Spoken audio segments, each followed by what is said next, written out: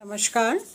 Jeremy Bentham के विचारों के अध्ययन के क्रम में अब हम बेंथम के एक सुधारक विचारक के रूप में या सुधारवादी दर्शन जो है बेंथम का, उसके बारे में जानकारी प्राप्त करते हैं। पोलक ने एक बहुत महत्वपूर्ण स्टेटमेंट दिया और ये कहा कि 19वीं सदी में आर्थिक, सामाजिक, राजनीतिक और वैधानिक जितने भी सुधार हुए हैं उनमें से शायद ही कोई ऐसा सुधार हो जिस पर बेंथम का प्रभाव नहीं पड़ा हो। ये अपने आप में एक बहुत विस्तृत संकेत देने वाला एक महत्वपूर्ण आयाम के रूप में इस कथन को देखा जा सकता है। और मैक्सी भी ये मानते हैं कि ये कहने की ज़रूरत नहीं है कि जिन सुधारों का बेंथम ने इतनी तत्परता और लगन के साथ समर्थन किया, उनमें से अनेक सुधार आज आधुनिक राजनीतिक व्यवस्थाओं में विधि का रूप प्राप्त कर चुके हैं, कानून का रूप प्राप्त कर चुके हैं। तो इस अर्थ में बेंथम के ये सुधारवादी विचार बेंथम को एक महान सुधारक के रूप में स्थापित करते हैं। सबसे पहली बात हम देखते हैं शासन प्रणाली में सुधार के संदर्भ में बेंथम के सुझाव। और बेंथम ये मानते हैं कि राजनीतिक इस विचार जो है वो बेंथम के शासन प्रणाली में लोकतंत्रात्मक पद्धति से विशेष रूप में प्रभावित है, क्योंकि बेंथम लोकतंत्र को ही, गणतंत्र को ही जनता के अधिकतम हित की पूर्ति का माध्यम मानते हैं। बेंथम ने इस क्षेत्र में शासन प्रणाली में सुधार के संदर्भ में ये भी माना कि जो पुरुष मताधिकार है वो सार्वभौमिक रूप में प्रदान किया जाए। सार्वभौमिक पुरुष मताधिकार का समर्थन करते हैं और उसके लिए थोड़ा साक्षरता का जो आधार है उसका निश्चय भी करते हैं। लेकिन इस संदर्भ में बेंथम ने महिलाओं को मताधिकार देने का अभी इतना समर्थन नहीं किया, क्योंकि उनका ये मानना था कि ब्रिटेन में अभी उपयुक्त समय नहीं है कि महिलाओं को भी मताधिकार प्रदान किया जाए। इसके अतिरिक्त बेंथम ने कॉमन सभा में वार्षिक चुनावों का एक सुझाव दिया कि यदि हाउस ऑफ कॉमन्स के चुनाव भी वार्षिक आधार पर किए जाएंगे, 5 वर्ष के लिए निश्चित नहीं होगा, तो उस स्थिति में अधिक रिस्पॉन्सिबल तरीके से एक सक्रिय इकाई के रूप में कॉमन सभा कार्य कर पाएगी। इसके अतिरिक्त संसद के जो सत्र हैं वो अल्पकालिक होने चाहिए, ऐसा भी एक सुझाव बेंथम देते हैं, क्योंकि उनका ये मानना है कि अगर संसद के लंबे सत्र चलते हैं तो ये जो विचार मंथन है ये एक प्रकार की औपचारिकता हो जाता है। इसलिए संसद के सत्र जो हैं वो सक्रिय होने चाहिए, गतिशील होने चाहिए और अल्पकालिक होने चाहिए। साथ ही साथ इसके जो विधान मंडल के जो सदस्य हैं, इन सदस्यों को अधिकतम अपना काल जो है, अपना समय अपने अपने निर्वाचन क्षेत्र में बिताना चाहिए, ताकि अपने जो क्षेत्र की, निर्वाचन क्षेत्र की जनता है उसके हितों से, आवश्यकताओं से संबंधित जनप्रतिनिधि पूरी तरह से परिचित रहें। फिर बेंथम ने भय रहित मतदान के लिए गुप्त मतदान की व्यवस्था का समर्थन किया है। गुप्त मतदान यानी प्रत्येक मतदाता पूर्ण स्वतंत्रता के साथ मतदान कर पाए, भय रहित आधार पर अपने विवेक के अनुसार मतदान कर सके। इसके लिए जरूरी है कि मतदान जो है वो गुप्त रूप में किया जाए। फिर शासन संबंधी विचारों में बेंथम ने एक और महत्वपूर्ण सुझाव ब्रिटिश संदर्भ में दिया कि क्योंकि संसद का द्वितीय सदन, हाउस ऑफ लॉर्ड्स, ब्रिटेन में सार्वजनिक हित की कोई अभिव्यक्ति नहीं करता, इसलिए इसकी कोई उपयोगिता नहीं है। और इसीलिए बेंथम ये मानते हैं कि प्रतिनिधि सभा का कार्यकाल तो 1 वर्ष कर देना चाहिए, प्रतिवर्ष उसके चुनाव होने चाहिए और लॉर्ड सभा को भंग कर दिया जाना चाहिए, क्योंकि इसकी कोई विशेष राजनीतिक और सार्वजनिक लाभ के नज़रिए से कोई उपयोगिता नहीं है। और इसी प्रकार बेंथम जो है वो ब्रिटेन में राजपद के भी विरुद्ध हैं कि ये राजकीय दृष्टि से, प्रशासनिक दृष्टि से एक अनावश्यक पद है, इसकी कोई उपयोगिता नहीं है। दूसरा, विधि निर्माण क्षेत्र में सुधार के आधार पर बेंथम ने विधि निर्माण का लक्ष्य आजीविका, पर्याप्तता, समानता और सुरक्षा, जैसा हमने पूर्व में देखा, ये 4 आधार बेंथम ने बताए हैं। इन्हीं आधारों से कानून का वस्तुतः निर्माण और निर्धारण होना चाहिए। जनता का हित संवर्धन ही, हितों में बढ़ोतरी करना, हितों का विकास करना ही कानून का लक्ष्य है। और साथ ही साथ कानून विधि का संहिताकरण, कॉडिफिकेशन बहुत जरूरी है, ताकि कानून एक सुनिश्चित आकार में सुरक्षित रूप से विभिन्न व्यवस्थाओं के निर्णय का आधार बन सकें। तो इसलिए कानून का रूप संहिताबद्ध होना चाहिए। और बेंथम ने यह भी माना है कि कानून की जो परिभाषिकता है, उसकी जो अभिव्यक्ति है, उसकी जो टेक्निक है, प्रविधि है, वो सरल और स्पष्ट होनी चाहिए, ताकि अधिकतम लोग उनके बारे में, कानून की प्रक्रिया, कानून का स्वरूप, कानून के कंटेंट्स, इनके बारे में जानकर उसके लाभ से पूरी तरह लाभान्वित हो सकें। इसीलिए सर हेनरी मैन ने यह कहा कि बेंथम के समय से लेकर आज तक कोई भी विधि सुधार ऐसा नहीं हुआ जिसमें कि बेंथम के विचारों के सुधारवादी प्रभाव को न देखा जाए। बेंथम के जितने भी सुझाव थे शासन, सरकार आदि को लेकर, सामान्यतः उन सभी सुधारों को वास्तविक व्यवहारिक रूप में स्वीकार किया गया। इसके अतिरिक्त बेंथम ने न्याय व्यवस्था में सुधार के लिए भी अपने विचार अभिव्यक्त किए हैं। और बेंथम ये मानते हैं कि विलंबकारी न्याय व्यवस्था जो है, ये वस्तुतः न्याय का नहीं बल्कि अन्याय का सूचक बन जाती है। इसलिए बेंथम ने न्याय तुरंत होना चाहिए, बिना विलंब के, शीघ्र आधार पर त्वरित न्याय व्यवस्था का समर्थन बेंथम करते हैं। इसके अतिरिक्त न्याय की जो प्रक्रिया है वो बहुत ज़्यादा व्यय साध्य नहीं होनी चाहिए।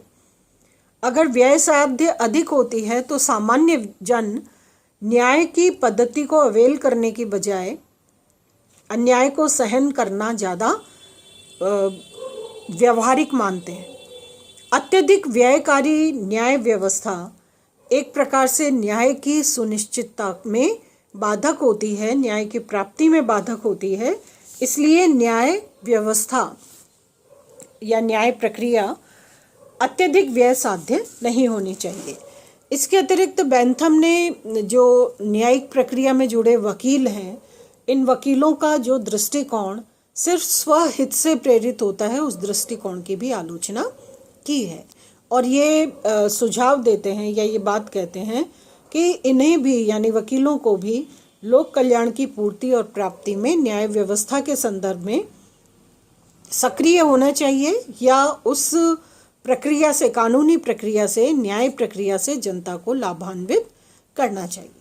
तो व्यय साध्य नहीं होनी चाहिए, अत्यधिक विलंबकारी नहीं होनी चाहिए न्याय व्यवस्था, और सर्वसुलभ हो। इसके लिए जो न्यायिक क्षेत्र में कार्य करने वाले अधिकारी हैं, प्रतिनिधि हैं, उन्हें भी इस सार्वजनिक हित की पूर्ति में न्याय व्यवस्था को सहज उपलब्ध बनाना चाहिए। इसी प्रकार जो जनता सरलता से प्रक्रिया को और व्यवस्था को समझ सके, न्यायिक क्षेत्र में वकीलों और न्यायाधीशों की निरंकुशता और स्वार्थपरता से अपनी रक्षा कर सके, इसके लिए जरूरी है कि सरल, स्पष्ट और व्यवहारिक कानूनों का निर्माण किया जाए। इसके अतिरिक्त बेंथम ने जेल और दंड व्यवस्था में सुधार के लिए भी सुझाव दिए हैं। और उसमें बेंथम ये मानते हैं कि कठोर जो फौजदारी कानून है उसका उन्होंने विरोध किया है, क्योंकि ये कठोर फौजदारी कानून छोटे छोटे अपराधों के लिए भी एक्सट्रीम लेवल का जो पनिशमेंट है, जैसे मृत्युदंड आदि, उसका निर्धारण करते हैं, जिसका समर्थन बेंथम नहीं करते। दूसरी बात, दंड केवल उसी समय दिया जाना चाहिए जबकि उससे भी अधिक बड़े कष्ट का निवारण करना हो, अन्यथा दंड दिए जाने की कोई उपयोगिता नहीं है। दंड केवल उसी स्थिति में प्रदान किया जाए जब ऐसा लगे कि यदि दंड प्रदान नहीं किया जाएगा तो एक बड़े प्रकार का कष्ट या दुख जो है वो उपस्थित हो जाएगा। तो दुख निवारण के लिए ही, किसी बड़ी समस्या के समाधान के लिए ही, या किसी बड़े कष्ट के निवारण के नजरिए से ही दंड की व्यवस्था को लागू करना चाहिए।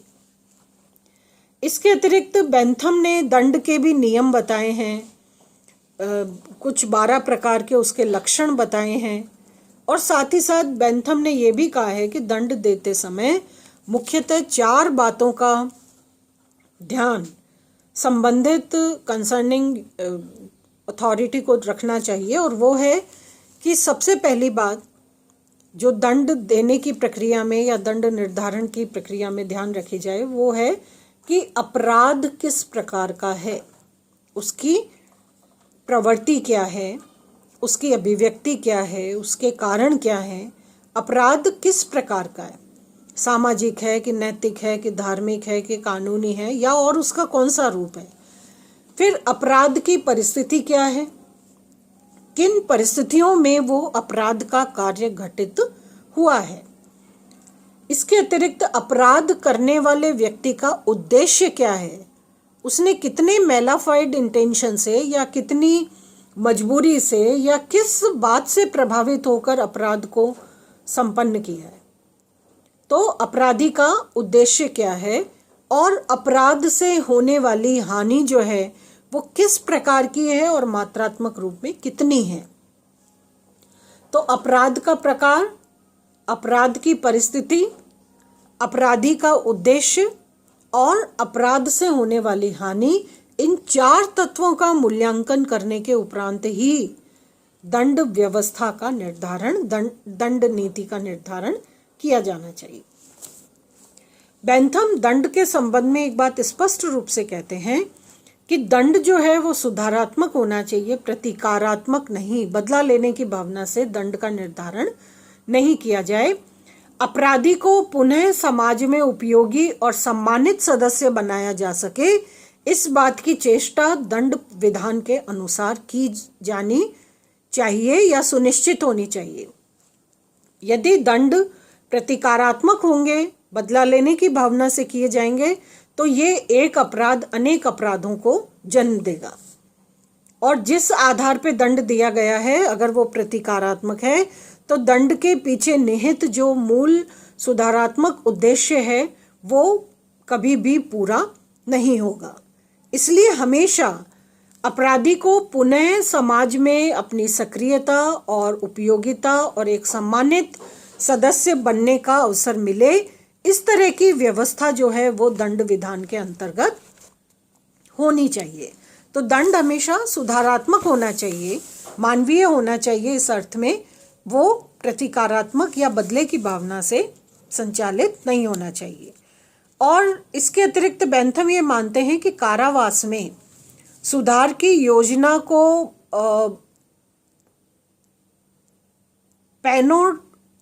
पैनोटिकन का उन्होंने नाम दिया है।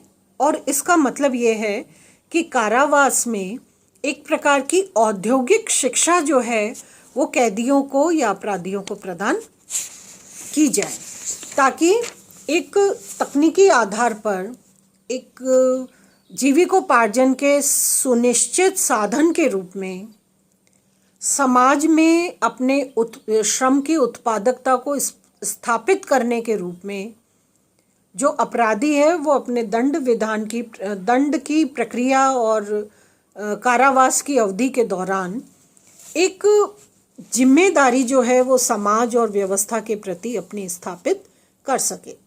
तो इसलिए औद्योगिक प्रकार की अलग अलग अपराधियों की रुचि और आवश्यकता के अनुसार इस प्रकार का एक ऐसा ट्रेनिंग का या प्रशिक्षण का प्रावधान भी रखा जाना चाहिए, जिससे कि जो अपराधी हैं उनकी कार्य क्षमताओं को में और निखार लाकर उसमें बढ़ोतरी की जा सके।